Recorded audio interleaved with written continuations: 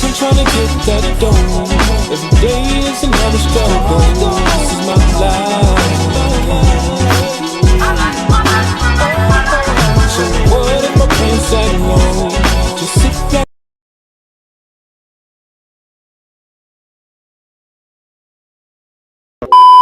Whatever Kim was feeling at the time, instead of saying, you know what, I feel a certain type of way, and you know, I'm gonna place blame on you, and you, I felt like she just straight placed blame on Nicki.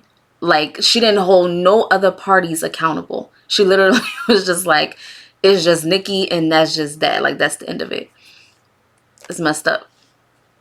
Third mixtape, Beam Me Up Scotty. During this time, Nicki also joined Twitter to build her Barbie fan base, who go by the Barbs for short. Take a picture with you? Yes.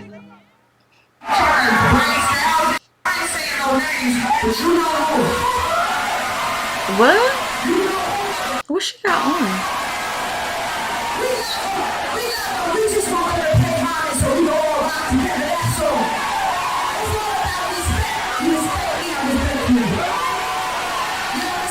Hold on. I just want to say, I don't give a what Lil Kim or nobody else talking about. You the baddest chick that ever do this.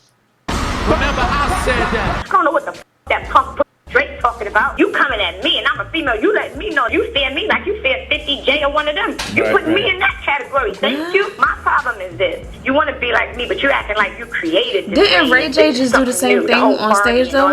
This ain't new. It ain't new, mama. It goes both ways. Like, what? Nicki released her highly anticipated debut album, Pink Friday.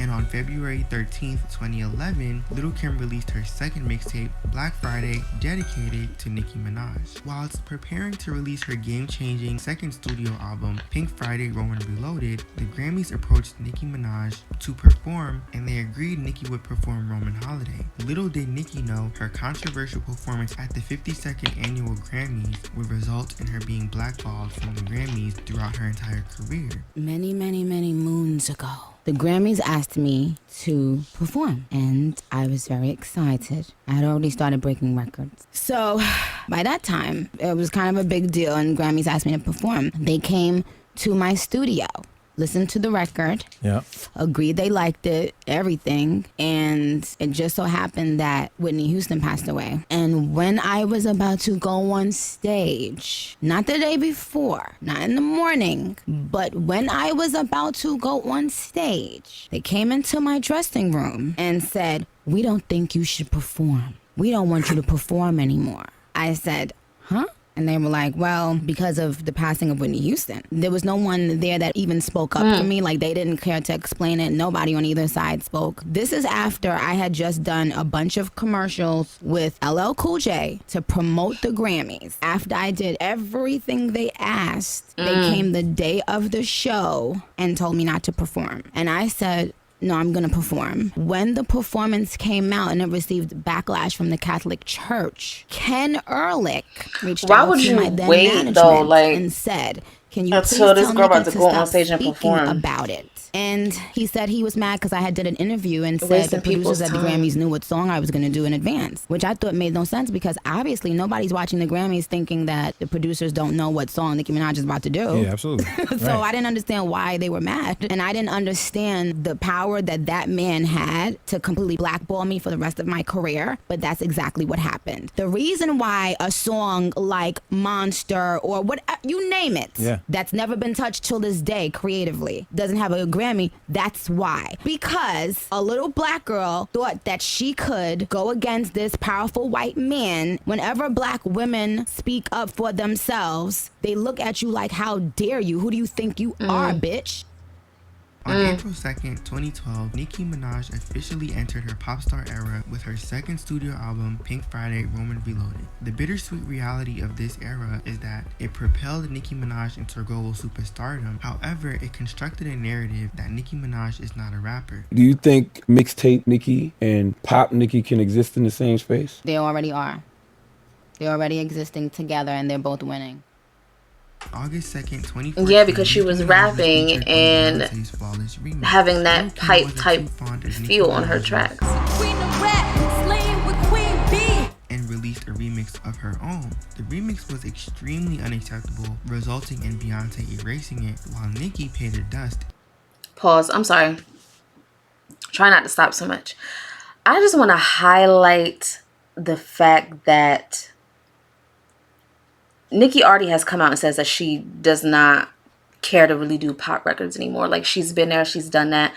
She doesn't want to revisit it because she also doesn't want to have to go back into her head and remember all the bullshit that she's been through as far as being demonized for her pop records. It's just crazy to me how I sit and I watch how that pop era has literally opened up doors for a new wave of female rappers to do pop. Now everybody's label is pushing the new girls to do pop, like a Nicki or a Drake. It's crazy to me. So yes, I do believe they both can coexist because they're coexisting right now. That's crazy. And released her legendary third studio album, The Pink Print, on December 15th, 2014. Come on! As soon as I hit play, they hit me with another ad. Y'all are killing me. At Full Sail, we take a unique approach. I don't care. Not even a little bit. So come on with it. Come on with it.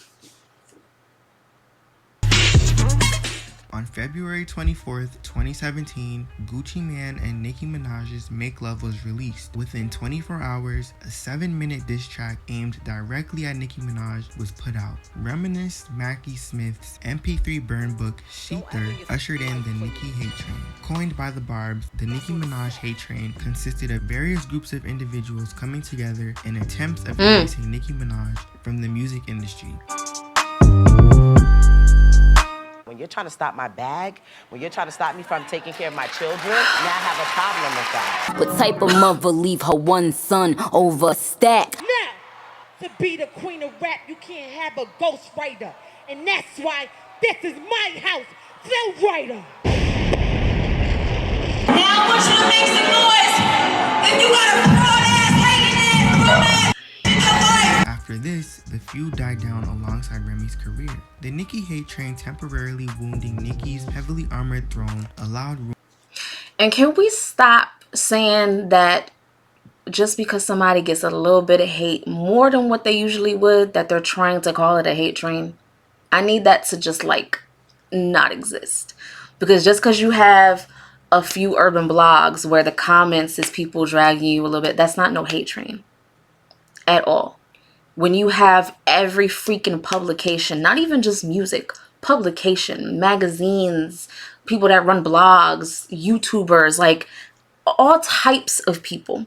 When you have that, then you can maybe say, oh, I have a hate train. But you just saying you got a hate train because you're getting a little bit of hate from some fans online, that's not no hate train. Stop. Cut it out. Room for a new female rapper to merge onto the scene. I know how to go and get a bag on her.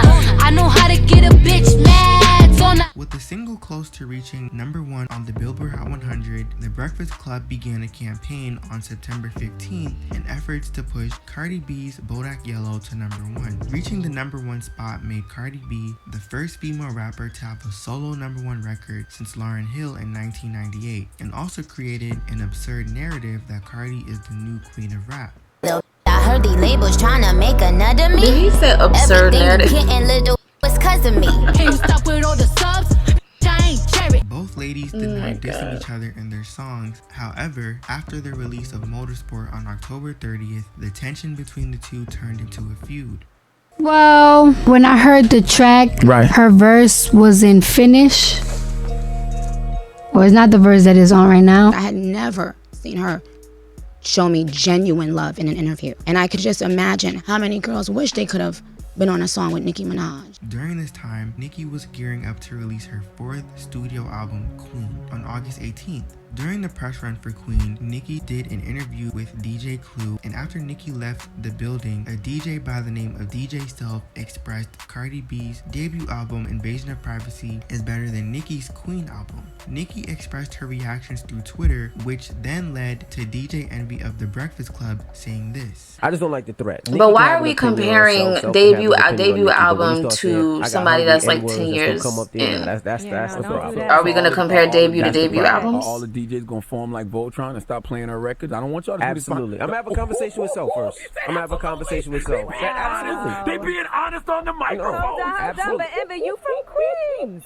I don't care. You don't threaten no DJ over his opinion. I'm hoping Nicki didn't mean it that way, and knowing Nicki, I don't think she meant it that way. But if she meant it that way, you damn right. And every DJ on this station better stop playing. After all of this took place, Nicki Minaj's radio play dropped significantly across radio stations. A month after releasing her highly anticipated fourth studio album, Queen, Nicki Minaj was attacked by Cardi B at the Harper's Bazaar Icon Party during New York Fashion Week on September 7th. On the September 10th episode of her Queen radio show, this is what Nicki had to say. We gonna get into some things because I'm tired of people lying on me. She refers to black women as monkeys and roaches. Roaches! Oh. What's sad is that a lot of times a man can hurt a woman so badly that she no longer even knows who she's angry at. First of all, let's get up a 1-800 number for postpartum depression. You just had the biggest blessing of your life with a child, and in 2 weeks, you have attacked 3 women, one at Fashion Week, and left looking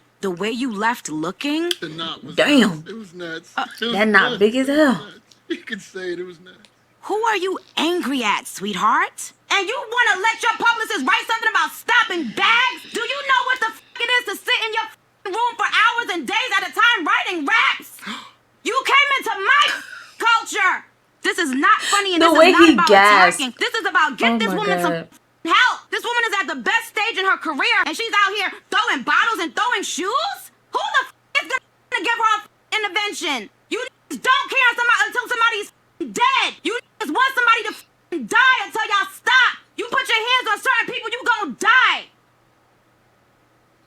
Period. I'm not the bitches in a strip club. And I'm not a bitch on a reality show. My money is very long, too. How you say that I attacked you, that you was mortified, that you was humiliated, playing the victim? You need to pick a side. Do you want to be the victim or do you want to be the gangster? Miss Chung Lee, the street fighter?